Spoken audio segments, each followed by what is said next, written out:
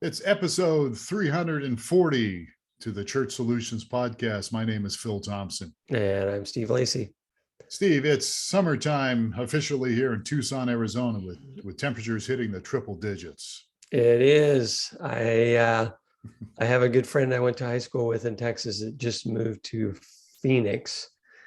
And I was telling him it's not going to be that bad. You're going to be fine. And when the temps hit in the 90s, he called me and said, it says it's 90 degrees out because it doesn't feel anything like 90 degrees.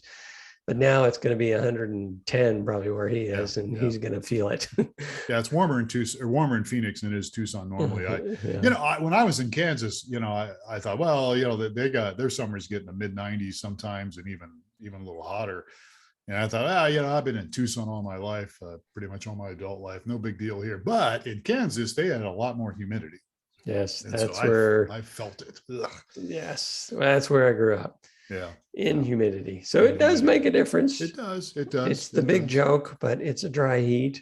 It is. So it's it's actually in the shade, even at 90s, very nice, with a breeze going. Feels good. Yeah. So now we brought everybody up to our temperatures in paradise here. We came back from San Diego a couple of weeks ago and we loved it. And now I want to go back. Although my wife is still sick. We all got sick from my son who took whatever he had and gave it to all of us. But we're pretty much all done now. But man, my wife is still dealing with sinus issues and everything else. But anyhow, so we're here to talk about something different on the podcast. By the way, it's brought to you by mychurchdaily.com. Just look it up on the website. Go to mychurchdaily.com. It's a great way to connect with your people, especially during the summertime. You could do a flash briefing if you are familiar with Alexa devices and Amazon Echo devices. They offer flash briefings and sports, weather, and all that stuff. But your church could do a flash briefing every day if you wanted to. And mychurchdaily.com makes it happen. I was just talking to somebody actually yesterday, my old church, one of the administrators there now, was asking me how can we keep connected with our people during the summertime, because we just talked about Tucson. A lot of people leave Tucson, especially if you're a little bit older. They leave and come back for the winter. And I said, well, there's always mychurchdaily.com. So anyhow, check it out, and it might be something for your church. It's a free 14-day trial. So Steve, what are we going to talk about today? Today, we're talking about stress in ministry, primarily for the pastors.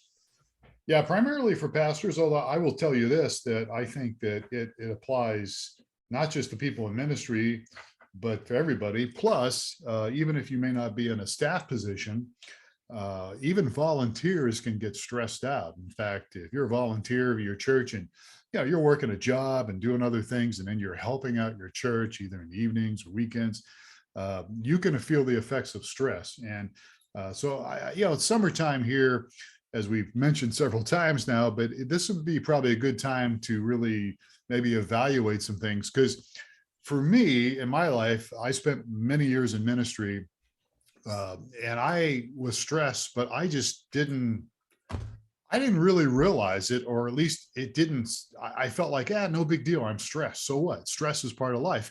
And that's true. Stress is part of life. It's especially in ministry, it's unavoidable. But sometimes you're not really aware of it, and it still has effects on you and the people around you. Does that make sense? What I'm saying? You just feel, so what? I'm stressed. So it's good to be aware of it. And it's not really extreme stress is not normal. And if you're in ministry or even as a volunteer, you can go through that. So I've got some stats here that actually go back a few years. And if we publish this on our blog, I'll give you all the references to it. Some of them go back a few years, but let me just share a few stats here, because for some people it's eye-opening what stress is, and the amount of pastors and people that have stress. So here's a few of them right now, and feel free to comment on these. 75% of pastors report being extremely stressed or highly stressed. So that's 3 out of 4 pastors. I would think it'd be, and I've never been a pastor having to come up with a message every week. I would be stressed every week just thinking about having to come up with a message every week. Yeah. Well, yeah. I mean, for me, that wasn't such a big deal, but it was the other things And that for most stressed me. pastors too. I will never be a pastor. So, It can be. It just depends. That's why there's little things you do when it comes to messages, topics, topical stuff, and series and all that stuff. But yeah, 75% report being extremely stressed. 90% work between 55 to 75 hours per week. And, there's the old joke, hey, you only work on Sundays. What's the big deal? But you really do. If you take your ministry seriously, you're putting a lot of hours in, and that can add up. That can create stress. 90% feel fatigued or worn out every week. Now, I didn't feel that way for a long time until the stress finally caught up to me. And I think stress is accumulative, which we can get to in a moment here. But many of them, 9 out of 10 are fatigued, worn out every week. And, when you're fatigued and worn out, you don't do your best work. yeah. And you're not your best person. You're not your best self, Yes. For me, right? the grumpy Steve takes over. So, yeah, it's hard, 70% say they're grossly underpaid.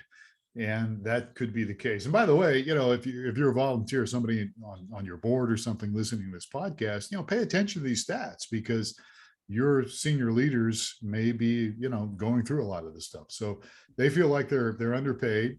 40% report a serious conflict with a parishioner at least once a month. And that's pretty normal, I think, too. Throw in another stat here. If you're in leadership and 10% of the people aren't angry with you, you're not leading, right? So, so there's being in leadership is going to have some people it's going to introduce some conflict. It always will. It's part of life. The old joke used to be, I love ministry, I just don't like the people. It's a joke, but it's true. I mean, it's people present problems, and that's just part of the deal. So, but that adds to your stress is what I'm getting at. It just adds to it when you're having to deal with conflict, especially, if it's more than usual. 78% were forced to resign from their church, 63% at least twice. Most commonly because of church conflict. And that's the person I was talking with yesterday afternoon. They're the guy that they chose had to resign. He was relatively new, but he had to resign because of conflict. 80% will not be in ministry. 80% will not be in ministry 10 years later, and only a fraction make it a lifelong career. On the average, seminary trained pastors last only 5 years in church ministry. That to me is incredible. Yeah. I think some of that has to do with just not a good understanding of what you're getting into. You feel like, this will be great. I get to speak Sunday mornings. I get to help people.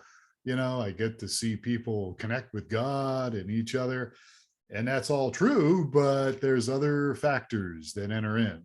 And because of that, stress enters in, but that's a stat that I find really kind of. Yeah, it's amazing. 80% won't be in ministry 10 years later. Wow.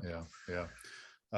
100% of over 1,000 Reformed and evangelical pastors had a colleague who had left the ministry because of burnout, church conflict, or moral failure.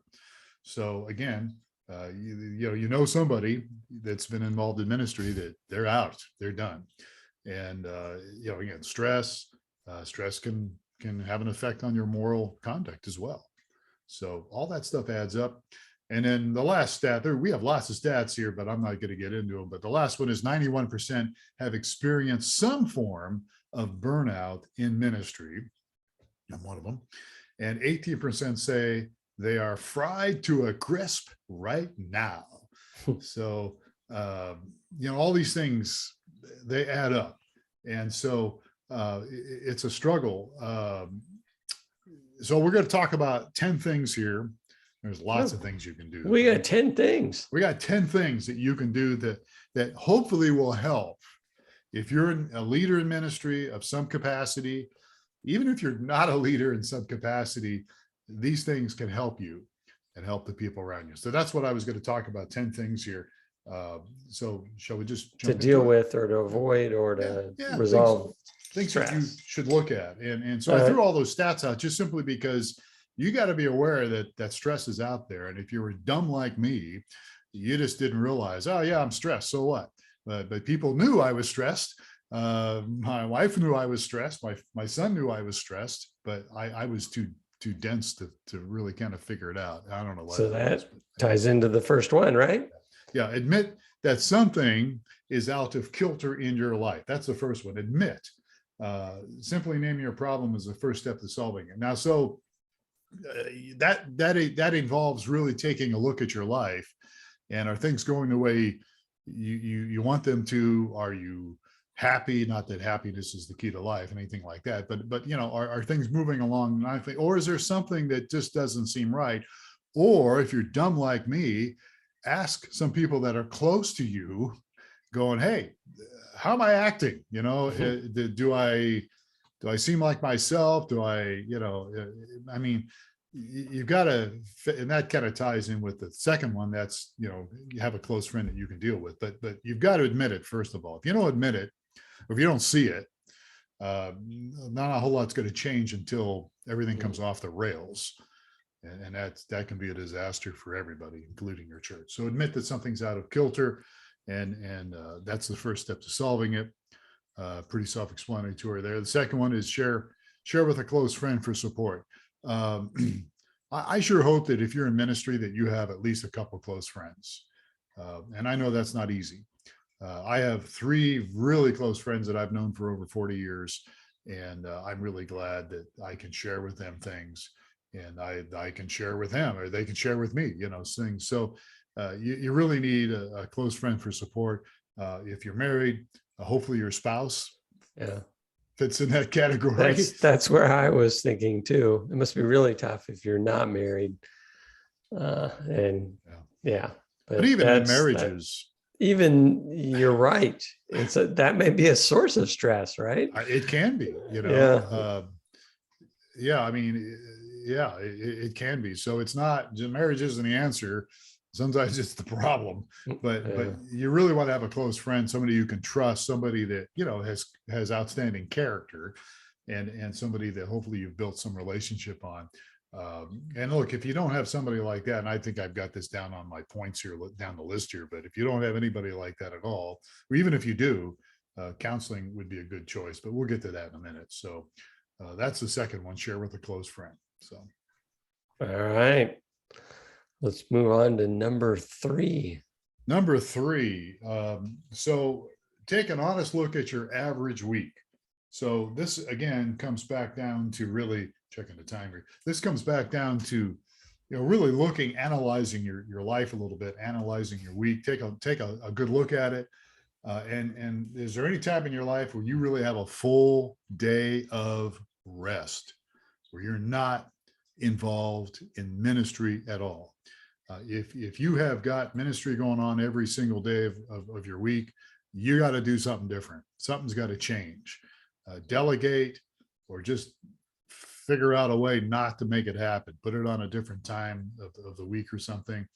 One of the things that your pastor, who I knew really well for a long time, he was really big on taking time off and taking days off. And, he's been in ministry forever, Jeff Love. And I think that's part of the reason he guards his time. He guards his time. He has a hobby, which I don't know if I have it on this list here, but he has a hobby that he's into, does artwork and painting and all that.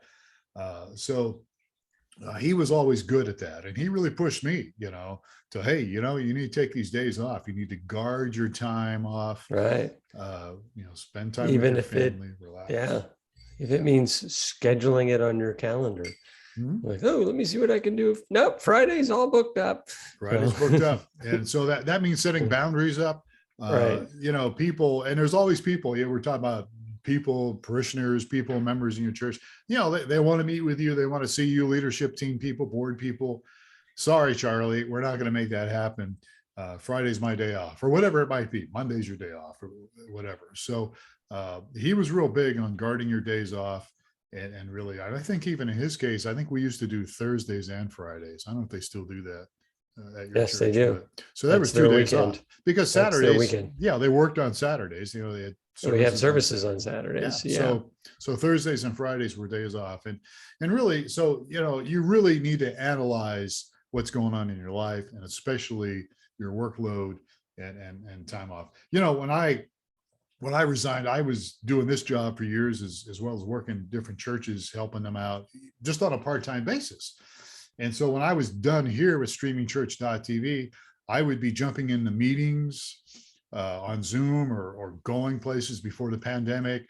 I was working on things. And then when I finally resigned at the end of 2020 from that church, it's like, I would be done here. It's like, wow, I don't have anything else to do other than just relax and talk to my wife or my son or whatever. You know what I mean? Yeah. It's like, wow, this is weird. I actually have my evenings free. So there's a lot of bivocational pastors out there, and I know that's hard to do, but you've got to schedule some time where you just don't have to worry about work and about ministry. Yep. And just plan it out. I think like what you said our pastor does, it's just a given. Like Yeah. Thursday, Friday's not ministry day. Yep. So can't get a hold of him. He won't return your calls. yes. It wouldn't during the week anyhow, but especially on his days off. So all right, that's a little jab there. All right. So number 4, start. And this is something Rick Warren used to talk. I don't know if you know who Rick Warren, well, you know who Rick Warren is, but Rick Warren, founder of Saddleback. He's resigning, I saw recently. I didn't know that, but I'm not surprised. It's He's like had some this health week. issues. Yeah. I mean, or he's retiring. He's not resigning. I guess he's retiring. He's been with them for 30 something years. Started it in there. Yeah, or more. 90s, but I think I saw that he's retiring. Yeah, I didn't even see that. But Rick Warren, whether you agree with how he does things or not, he's real big on, you got a problem, take a nap, or at least sleep on it. Get a good night's sleep before you deal with something. And so I've got this little tidbit in a note. Start getting 30 more minutes of sleep each night. Most people, and I don't have the stats here, but you can look it up. It's very relevant. Most people don't get enough sleep at night. They're either watching too much TV or they're working or whatever it might be. So I'm real big on sleep. And so I try to go to bed early, and my wife will give me some flack on it sometimes, but it's like, no, I've got to get my sleep. Yep. It's important to to go to bed early. I think I just finished a devotional that their content, had 3 steps to, increasing your spiritual life. One of the step number 1, they were all very practical. Step 1 was wake up before the sun comes up. That was their deal. And then and then it had a couple others that followed up with it. I was like, wow, that's, it depends on half the year. I wake up before the sun comes up. Well, here in Tucson, yeah, but the sun comes up at like 4:45 right now, or start getting light out. That's pretty early. So I don't quite get up that early. Yeah. But yes, but still, you're getting up early, but you've got to get sleep to do that. I'm also in bed at 8 o'clock some nights. Yeah. So I don't, hey, if I'm tired, I go to bed. If it is 8 o'clock, I know that sounds like we're grumpy old men here, but the truth is sleep is healing. It's healing for your body physically, and it's healing for your mind. Yes. And if you look at getting, stress in people's lives, that's often a case of, wow, you're not getting enough sleep. You're not getting sleep will make all the difference in the world. It really will. And I had a really good friend who he had a terrible issue with insomnia, but this was long before Alexa devices and smart speakers, but he would play music that was soothing music, or ocean, the water or whatever, a white noise, I think they call it, whatever. But so if you have anxiety issues and don't sleep well, try some things to do that. And you can look it up online, but maybe soft music, dark. And a lot of people go around saying, well, I only need 6 hours of sleep and I'm fine. I think I think if you start adding 30 minutes to sleep to your sleep each night, you're gonna be better off. Yeah, everybody's different, but I think, and that may be true for some people, but you got to get sleep. So, if you're good for 6 hours and feel refreshed after 6 hours, good for you.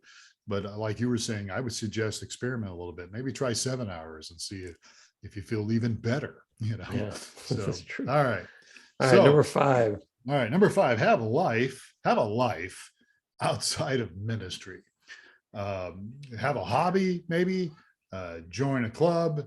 And I put this down, and some people get mad at me for doing this, but I said something: join a club where you're not around Christian people. Do I have any bitterness there? I don't know, but I think I did this. So most people know I'm into Jeeps. When I started a church in Kansas, there was an ORV park about 360 acres, about 40 minutes from us. And one of the reasons I went there was I really liked taking my Jeep out on this ORV park, and it was by a lake and everything. And so I met people, and we actually ended up starting our own club, our own off-road club.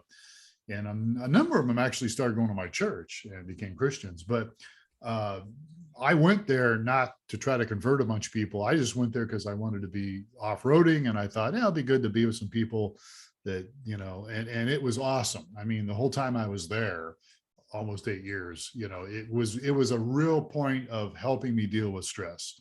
And got a little extreme because we got into like building our rigs, spending too much money on our rigs and stuff, but it was fun. We had a lot of fun together. So my encouragement to anybody is get a life outside of ministry, whatever that might be. We mentioned Jeff Love is a painter. He does painting, but whatever you like, muscle cars, motorcycles, swimming, some kind of sports, fishing. I used to do fishing years and years ago. Golf was never fun for me because I had temper issues, and so I'd go on the golf course and get angry. I'd be angrier after I got done with my golf game than I was before. So, but find something that you enjoy, basketball. And I understand some people listening, maybe athletically, you can't do some of that, but there's other things you can do that take your mind off ministry, get you outside of the ministry, build some relationships. It's great to be able to build some relationships that may not be Christians. In fact, getting back to your pastor, Jeff Love, he used to do things and he would never tell anybody if they didn't know him. He never told them that he was involved in ministry. In fact, they would ask him sometimes, what do you do for a living? Oh, I'm self-employed. I don't know why he wouldn't do it, but he wouldn't tell people.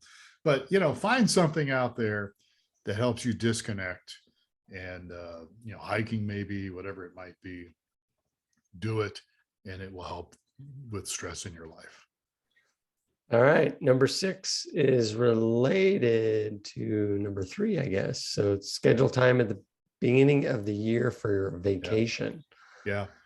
The first 2 years I was senior pastor of a church, I never missed a Sunday the first 2 years. Now I did take some time off during the week, different places. We'd go to Kansas City, but I think it's more important than ever to schedule time off. So when I say schedule at the beginning of the year, there needs to be a plan for the next 12 months in your life, in your family's life. So really sit down and just don't play it by ear, but plan it. That doesn't mean you can't change your plans.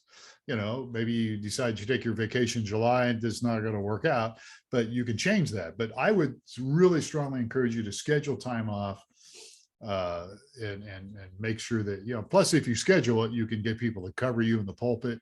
You can get people to cover you, whatever it is you might be doing in ministry. If you do it in advance time, if you wait till, I'll take a week off here next week. Well, good luck, trying to cover and all that stuff. So schedule it.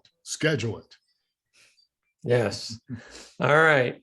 Yeah. And this number 7 was actually, I mentioned I went to this devotional, which is just random. I just don't know why I remember it, but the second part, they said, get up before the sun and then basically meditate and pray after you're getting up early. So this next one is practice silence and solitude. Yep. Practice silence. So without getting into it a lot of detail, I think if you can schedule some time, some quiet time, and whatever that looks like for you, do it. So, the TV's not going. You're not necessarily listening to some devotional. I'm not saying you shouldn't listen to devotionals or read devotionals, but I'm saying for this particular thing, try to just be quiet. And if you want to pray a little bit, that's fine. I mean, I do this, and it's really changed my life. And all I can tell you is that it's an important spiritual practice. And if you really look historically throughout Christianity, the people that were really great leaders historically, almost all of them, you can see some aspect of this in their life, where they had silence, meditations. The early Christian monks did this a lot. You can go back to Jesus, spending quiet time alone. He'd go places. He would retreat from the crowds. If you want to look at him as the prime example. So you see that all throughout history. And so no matter what your religious persuasion is or denomination is, when you spend some time practicing silence and solitude, it rejuvenates you, and I think it can bring clarity into your thinking. It just brings clarity. And look, it's not, if you've never done this, it's not easy to do. So I would encourage you to not to just try it once or twice and quit, but really work on it for a few weeks and set the pace, set the environment. I mean, I have a place, this is actually where I work, but when I'm not working here, the lights are down, and many times in the mornings I'll go in here, and I have a fountain that you complain about that you hear. By the way, do you hear the fountain now? I did not. You don't hear it now, but it's running. So there's things. I have an environment that I've set up where I have plants in here. Some of them are dying, but there's some of them are doing okay. So I have set it up where it's just peaceful.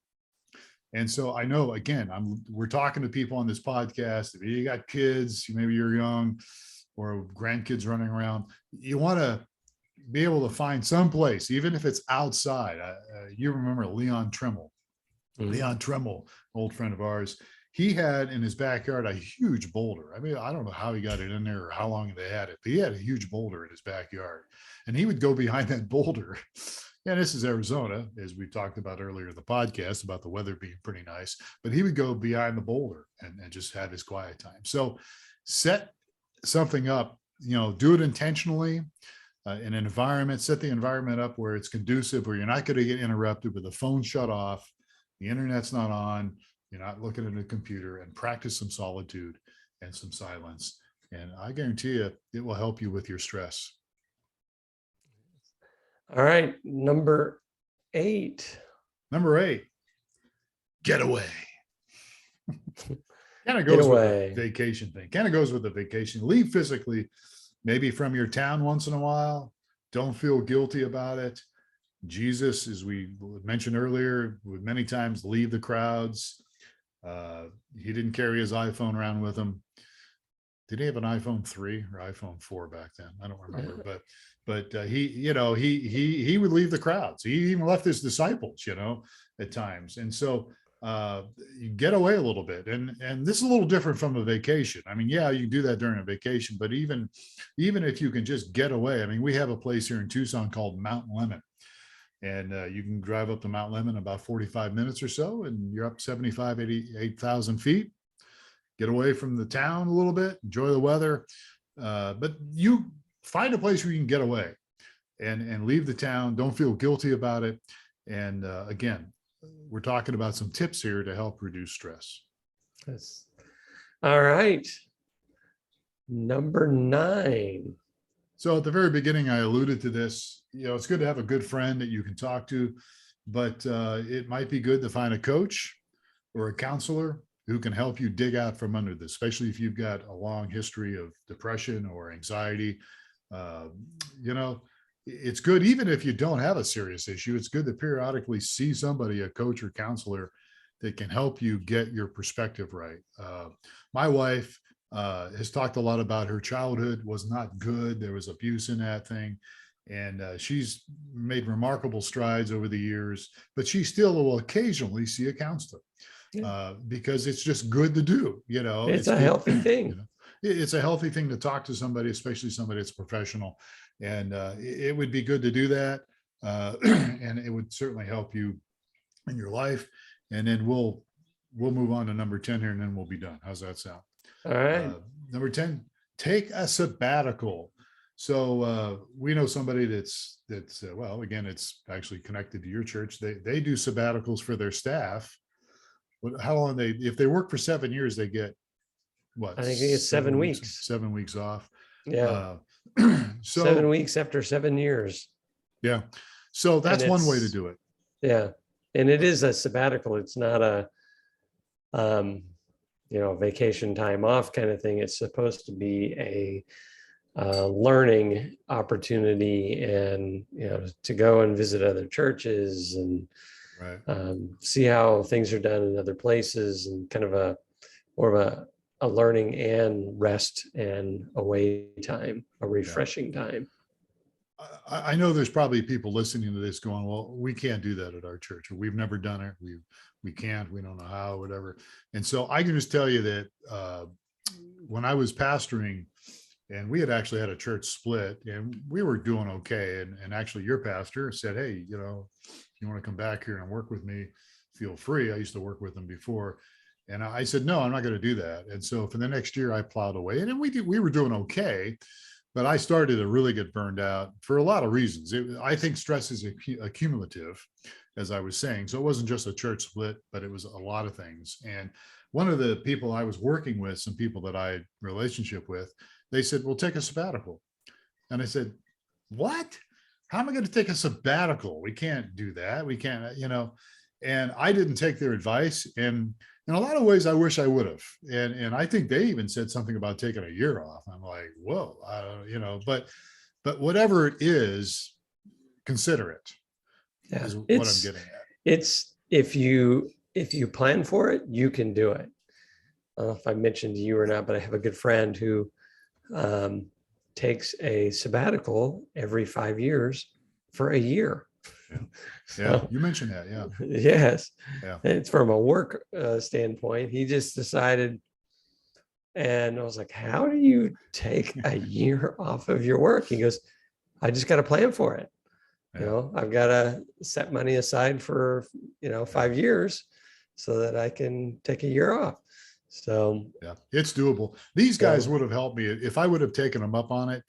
Because I was like, well, who's going to speak? Who's going to lead a church? Well, they would have done that. They would have taken care of it. They were close in proximity. They were both in Lincoln, Nebraska. I was in a little town called Junction City, about 2.5 hours away. So yeah, I didn't take them up on it. In some ways, I wish I would have. I mean, things worked out. Everything worked out okay. But at the time, I was like, I can't do that. That's crazy. But I would really suggest that if you guys don't have some kind of sabbatical plan, and they all can look different, they don't have to look the same, but if you don't have something set up for your senior leader or even staff, you guys should really visit that idea.